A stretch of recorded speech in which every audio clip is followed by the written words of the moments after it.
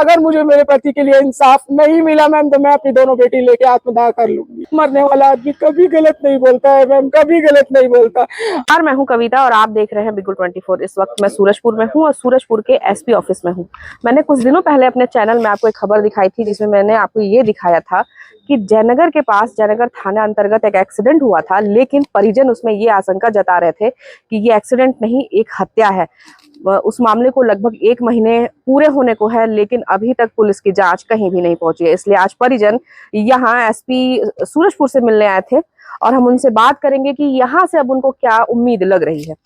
जी, अपना परिचय बताइएगा। मेरा नाम शमा परवीन है, मैं मृतक तारिक अनवर की पत्नी हूँ। मैम हम लोग 25 तारीख से लेके मैं 1-2 तारीख तक एक्सीडेंट समझ रही थी, लेकिन जब मेरे हस्बैंड को होश आया उन्होंने मुझे इशारा करके लिख करके पूरा बताया, लिख करके तलहा का नाम दिया कि ये मुझे, जब मैं पूछी उनसे वो इशारा में बताए कि मुझे मारा है, 4 उंगली करके इशारा किए, 4 लोग मिलके मारे हैं। तो मैं बोली कि आप उनको उसका नाम लिख लोगे? वो बोले हाँ। वो तलहा का नाम लिखे।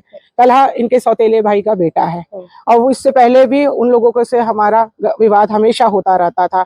हो सकता है हम आगे जा रहे हैं या हम हस्बैंड वाइफ अपनी दुनिया में थे, वो लोग हमेशा हमसे जलते रहते थे, पूरी परिवार उनकी।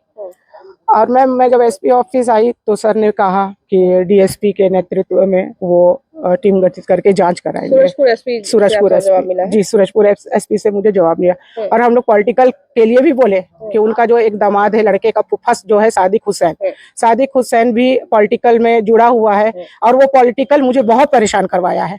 सादिक हुसैन, मैं फिर से नाम ले रही हूँ, सादिक हुसैन रसूलपुर का निवासी है। वो मुझे पॉलिटिकल बहुत परेशान करवाया है हम लोगों। जब हम लोगों का विवाद होता वो हमें थाना पुलिस में हमेशा खींच लेता था, वो फोन करवा देता था वहां हमको पीछे करके और उनका केस दर्ज होता था। इससे और वो लड़का शेर बना हुआ था और उसकी बुआ लोग हमेशा बोलती भी, जो बेबी नाम है, गजाला नाम है, शम्मा नाम है, निखत नाम है, ये लोग सब बोलती भी थे। उसकी माँ तो बोलती थी मैं बेटा नहीं गुंडा पैदा कर रही हूँ, और जिसमें उसकी बुआ फूफा सब सपोर्ट करते थे उसका। वो लोग आके मुझसे लड़ाई भी करते थे मैम।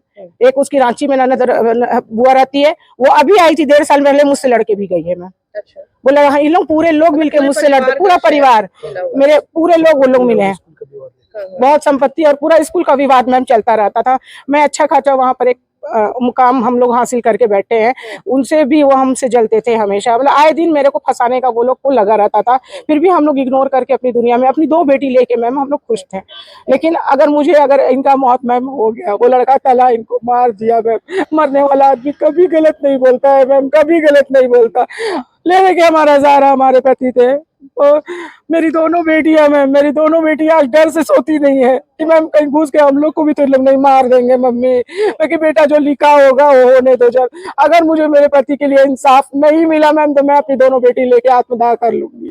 और मैं ये बोल नहीं रही हूँ मैम, मैं ये करके दिखाऊंगी, मैं करके दिखाऊंगी। आप सुन रहे थे कि ये पीड़िता हैं जिनके पति अब इस दुनिया में नहीं रहे हैं और इनका आरोप है कि इनके पति को मारा गया है, उनकी हत्या की गई है। फिलहाल पुलिस इसमें जांच कर रही है और इन्होंने अभी कहा कि अगर इसमें कुछ कार्यवाही नहीं हुई तो ये आत्मदाह कर लेंगी। और क्या आप आज एसपी से मिलने आई थी, क्या लगता है आपको कि अब आपकी कार्यवाही होगी आपके साथ?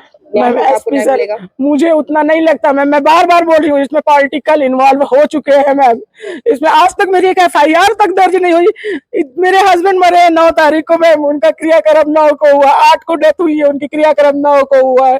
उसके बाद 2-3 दिन पहले TI आया है सिर्फ बयानों पर, किसका दबाव पड़ा क्या पड़ा मैं नहीं जानती। TI तक नहीं हमको ध्यान दे रहे थे मैम, जयनगर TI आवेदन देने गए तो उन लोगों ने आवेदन भी नहीं लिया। मैं इनका चचेरा ससुर बेटी है मेरी, मैं इनका चाचा हूँ और मैं खुद कलेक्टेड में अधीक्षक के पद पे हूँ और इस घटना को पूरा करीब से देखा हूँ। मैंने बहुत प्रयास किया पूरे लिखित में कागज देकर कि मृतक का मृत्यु पूर्व बयान हो सके, लेकिन ना थाने वाले सपोर्ट किए, ना रायपुर का गोल बाजार थाना भी नहीं सपोर्ट किया और वहाँ के डॉक्टर ने भी सपोर्ट नहीं किया।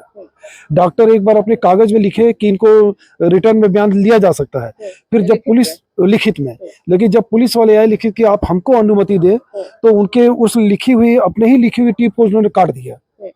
वो भी एक संदेह पैदा करता है कि कोई पॉलिटिकल पुरुष तो नहीं है ऐसा। अच्छा। उनके मैंने पूरे कागज में मेंशन करते हुए एसपी साहब को दिए हैं ताकि उस पर सूक्ष्म जांच हो। सूरजपुर एसपी को उसमें सूक्ष्म जांच हो। और जो क्या लगता है आपको, आप मिलने आए हैं इनसे? तो हम लोग तो उम्मीद कर रहे हैं कि एसपी साहब अच्छे हैं और सूक्ष्म जांच करके जैसा उन्होंने बताया कि डीएसपी साहब के नेतृत्व में एक टीम गठित होगी, उसमें जांच किया जाएगा और जो दोषी लोग होंगे वो कहीं के भी हों, कोई भी राजनीतिक पार्टी को अगर दोषी है, अपराधी है, तो उनको किसी भी हालत में नहीं बचाएंगे। आप सुन रहे थे कि एसपी साहब, एसपी सूरजपुर जो है, उन्होंने इनको आश्वासन दिया है कि हम बहुत अच्छे से जांच कराएंगे और किसी डीएसपी अधिकारी जो है उनके द्वारा ये जांच की जाएगी। और हम भी दरख्वास्त करते हैं यहाँ एसपी सूरजपुर से कि वो इस मामले को गंभीरता से लें और जो भी सच्चाई है उसको जरूर सामने लाएं। मैं कविता कुशवाहा, बिगुल 24 से। ये तारिक अनवर सिद्दीकी नाम का व्यक्ति स्कूटी से अंबिकापुर की तरफ जाते हुए देखा गया था। उसके कुछ ही समय बाद जो है उसकी गाड़ी दुर्घटनाग्रस्त हुई थी या जो भी स्थिति थी, रायपुर अस्पताल में ले जाया गया और वहाँ पर उसको मृत घोषित किया गया। जांच उसमें की जा रही है। मर्ग डायरी रायपुर से आना है, तब तक उसमें प्रारंभिक जांच की जा रही है। कुछ चश्मदीद गवाह हैं जिन्होंने उसको कुछ ही समय पहले उस जगह से गुजरते हुए देखा था और सीसीटीवी वगैरह की भी कुछ जानकारियाँ उपलब्ध हैं, लेकिन उसमें जांच की जा रही है। उनके परिजनों का कहना है किसी पे आरोप लगा रहे हैं वो हत्या का, लेकिन संभवतः प्रथम दृष्टिया हो तो उस व्यक्ति की उपस्थिति उस समय अंबिकापुर मिल रही है। ये जो भी स्थिति होगी, मर्ग डायरी आने के बाद, सारे बयान लेने के बाद और बारीकी से उसका विवेचना करके जैसे भी स्थिति होगी स्पष्ट हो जाएगी। थाना प्रभारी की कार्यवाही पे यदि उनको संतुष्टि नहीं है तो पूरी तरह से बारीकी से जांच करने के लिए एसडीओपी स्तर पर भी जांच की जाएगी। जांच के बाद स्थिति क्लियर होगी और जैसी स्थिति होगी वैसे ही आगे की कार्रवाई होगी।